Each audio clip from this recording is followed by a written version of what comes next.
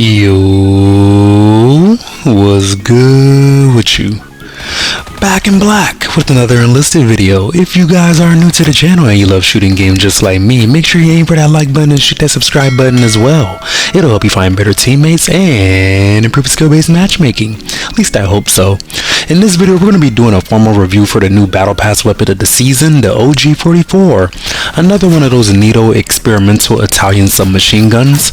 After going over some stats, making some observations from the gameplay, and making a few comparisons to similar same faction counterparts, we shall administer a rating 1 to 10, so let's get into it. For our maximum damage, we're coming out to 6.8 and out to 100 meters that'll drop down to 4 flat. This means you're typically going to be looking at a 2 to 4 hit kill with a decent bit of variation pendant on the range of your foe and where the bullets are actually hitting, as you'll find a lot more consistency in the 2-shot kill threshold by striking people center mass or in the head as opposed to hitting them in the extremities. Of course, making sure you never hit somebody in the arms and legs is going to be easier said than done and easier to do at closer range, and that's probably the range you're going to want to hang around with this gun anyways, considering that the bullet velocity is coming in at 400 meters per second, which is nothing special. And for those unaware, that's going to be on the low side for a primary weapon generally speaking, so I consider that to be a little bit of a limiting factor for your range, but it does make sense for a SMG, so don't harp on it too much or consider it too much of a complaint. I'll make a quick comparison and say that this stat is the same as almost every other submachine gun in BR2 for this faction, aside from the Beretta M38/42 and the OVP M1918, but honestly, it does make me wonder why the money costing Battle Pass weapon is being outdone by tech tree counterparts, even if only by a smidge. It might be a little bit of a nitpick, but I do low-key consider that to be lowered incentive to spend money on the gun, but I won't harp on it too much. Aside from that though, the rate of fire is coming in at a very smooth 630 rounds per minute, and although fire rates are subjective, I'll say that 500 to 700 rounds per minute range is usually reserved for those SMGs that lie in the middle ground and are usually known for their steadiness and controllability to help with that sustained fire, which I also find to be a pretty accurate assessment for this gun. And it's nice that we are getting such a steady fire rate, because the synergy for that is going to be the 40 round magazine, which is indeed found on a plethora of Italian SMGs in the game, but I will say that it is nice that we're not being downgraded in that category, unlike the bullet velocity. Those two things in combination make me liken this gun to a slightly faster firing FNAB as I was gathering my gameplay. Something else that's always nice to see on large magazine weapons is the simple fact that we're still getting a really fast reload speed at 2.4 seconds, so you'll be able to do a lot of shooting with very little downtime, especially if you bring a large ammo bag on any of your soldiers, which brings your total ammo reserve to 280 rounds. So Killstreak potential is there for days, on top of me putting that on display for you right here in the gameplay. One of the main things that I noticed about this gun is the shot deviation, which is coming in at 54, which is best in the tier by far, and where the bullet velocity tries to limit your range capability, this enhanced shot deviation is going for the opposite effect by tightening your shot cone, which provides you a lot more precision than you would have otherwise. I'll be forthcoming and say it did take me a little bit of warming up to this gun and really paying attention to notice the difference in the shot deviation, and I vividly remember complaining about it on my stream that the bullets were still going places that I wasn't necessarily aiming, but I think a lot of that really came down to me crouching and shooting in more controlled bursts at those medium and long range targets. A learning curve, if you will. But anyways, I spend a lot of time talking about the spread of the OG-44 because that is the most standout feature on the gun, in my humble opinion.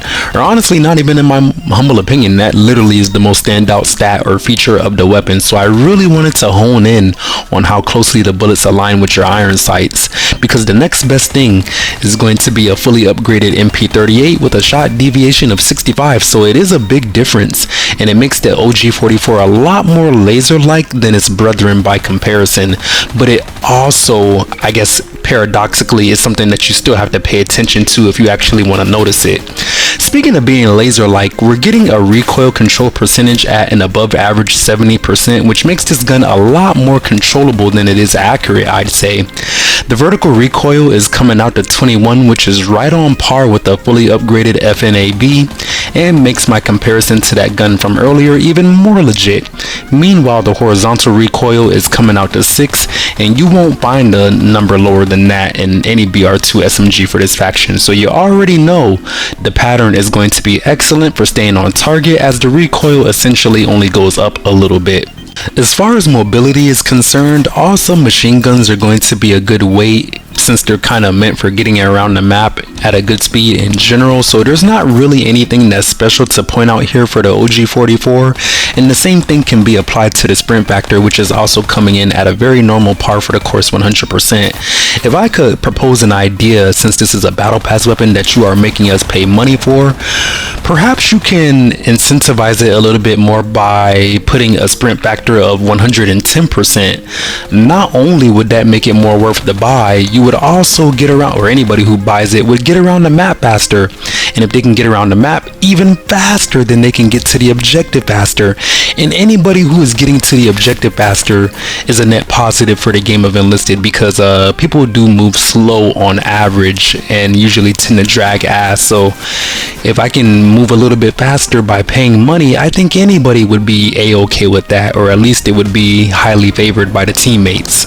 I also wanted to mention that this gun does indeed have a semi-automatic function as well, but this is one of those rare times where I didn't necessarily notice any distinct advantage when using the semi-auto mode, and that does kind of suck, because I was hoping maybe the spread would get an even larger decrease, but even then I was still missing shots here and there, so you're better off staying in full auto mode if I'm being completely real with you. The last thing that I wanted to mention for the OG-44 is going to be the iron sights of this weapon, which I find them to be very smooth, open, and easy to use at all ranges, is meant for and slightly beyond as well. Something funny one of my subscribers mentioned to me is that the charging handle looks kind of like a ball sack in your face when you're aiming, but I didn't necessarily find that to be too obstructive in the grand scheme, and a lot of that is because I spent a lot of time using the OG-43 by comparison, which those sights are way worse, so I do consider the OG-44 to be a direct upgrade, as its successor should be. So yeah, man, all that being said, I do think it's time to get into my conclusion. This gun is pretty nasty, man. It's not necessarily overpowered in any way, shape, or form, because it still struggles a good bit at range, and maybe I'm a little bit overzealous when I'm hoping for an all-arounder SMG that excels at all ranges as well. But what I can say, or what I can easily surmise, is that excluding the bullet velocity, the OG-44 takes the best attributes from all the slower and medium rate of fire SMGs in that faction and improves upon that, while still maintaining the best magazine capacity in the tier and extending your range to fight at about 50 to 60 meters pretty easily with that shot deviation. So is it worth the $10? I say yeah, for sure. What would I give it on a scale of 1 to 10? I'm feeling a strong 8.2 out of 10, but that's just my personal opinion. What would you guys give this gun on a scale of 1 to 10 if you have used it? And if you have not used it, do you see yourself putting some money down to give it a spin? Or do you see yourself sticking with the tech tree counterparts instead? Let me know down there in the comment section. And while you're down there, don't forget to aim for that like button and shoot that subscribe button as well. Help you find better teammates and improve your skill-based matchmaking.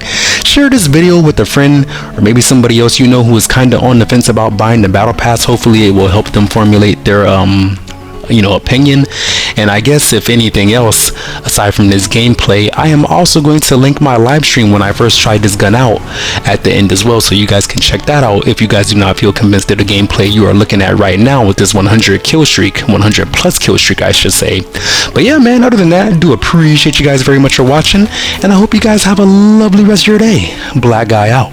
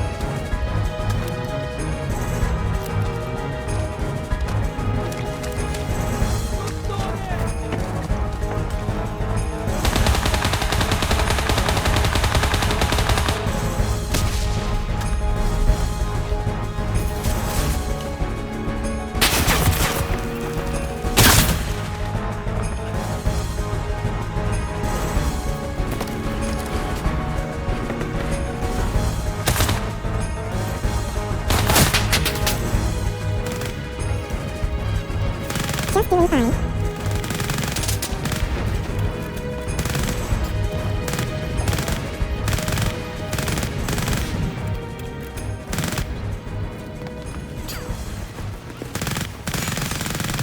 Within 20 minutes.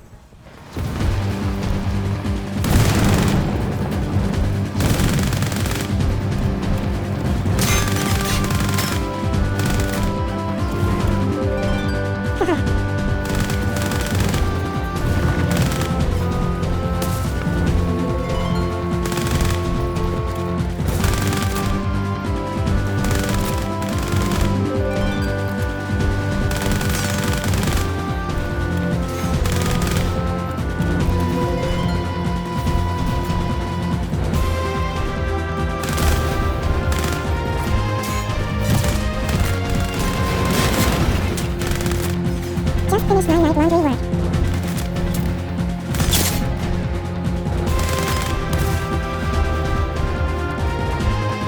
GG. I have a feeling I'm not certain about, but when you ask for rally, I think I will build some.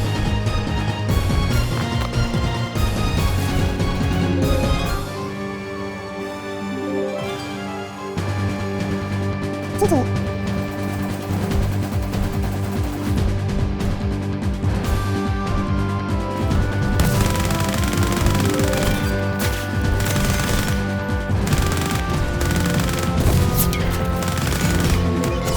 Midnight carbon copper for me.